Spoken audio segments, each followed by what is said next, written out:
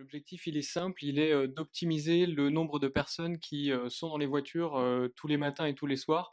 Aujourd'hui, on est à 1,0 quelque chose. Bon, en gros, tout le monde va tout seul au travail, le matin en voiture.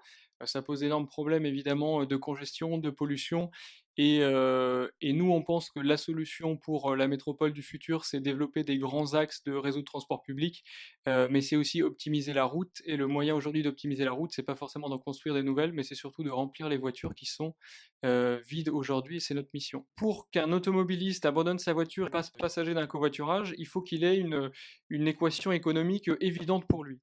Heu, pour motiver les conducteurs, on a un gain de 10 centimes du kilomètre par passager transporté. Ce qui fait que sur un trajet de 20 kilomètres, vous gagnez quand même 120 € par mois si vous covoiturez tous les jours avec une personne, puis vous doublez si vous prenez 2 personnes. Donc là, l'intérêt est assez fort.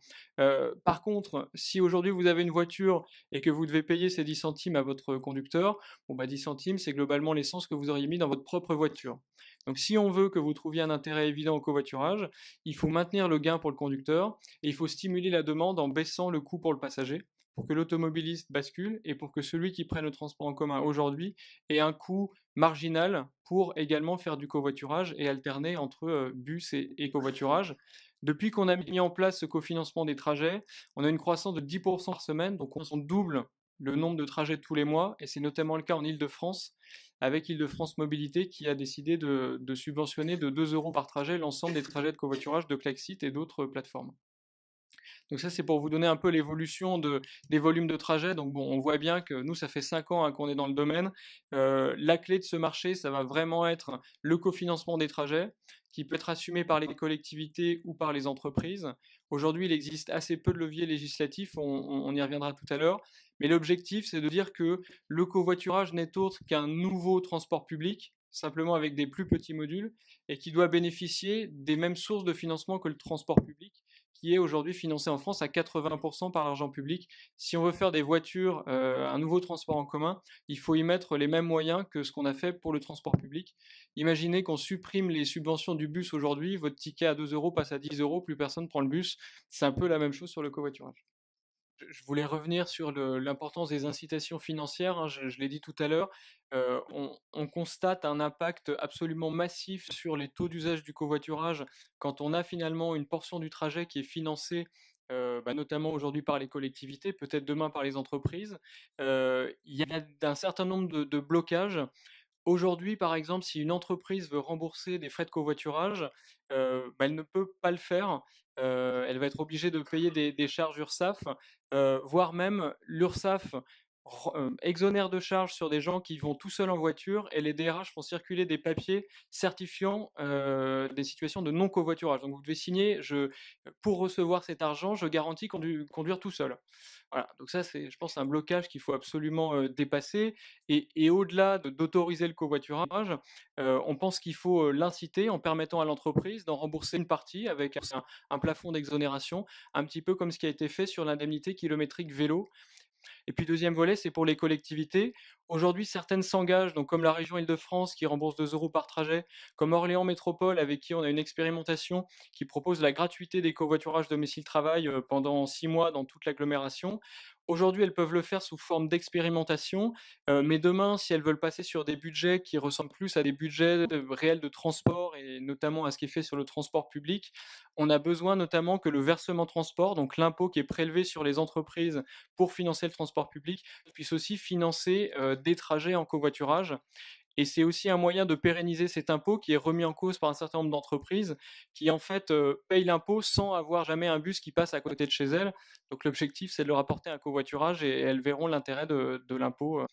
Sur le modèle du covoiturage courte distance qui n'a pas encore été trouvé, en fait si, il a été trouvé, mais à toute petite échelle, la nôtre.